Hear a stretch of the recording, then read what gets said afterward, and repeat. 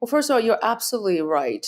China itself, and especially the government, I'm not sure about the ordinary Chinese citizens, clearly understand that globalization is really one of the most fundamental drivers of China's prosperity. And globalization includes trade, admitting China into the WTO, includes foreign investment, FDI, includes foreign technology know-how, managerial know-how, and all of that collaboration, which is why China does not want to decouple with the US.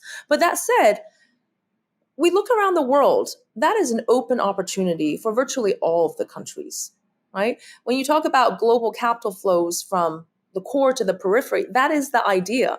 The idea is to put capital into fast emerging economies with a higher marginal product of capital so that they can earn higher returns. This is not a purely altruistic motive. This is the laws of capital flows and finance. And indeed, a lot of this capital went into developing countries, emerging markets in Argentina and Latin American countries, etc. Actually, everywhere.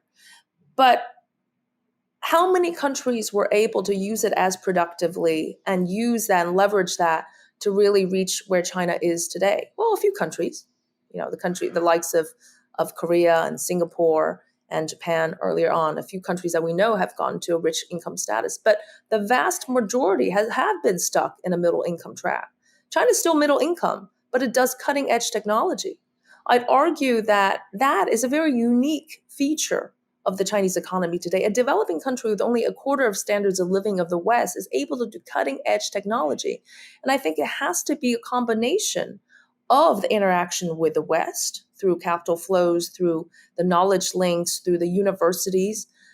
And you can say, my argument would be, is that it was accelerated by a big state push. And again, I'm not trying to say that the state push will always be important, but on certain stages, under certain conditions, that is actually what is often the missing link in many countries, including arguably in Europe and in the United States.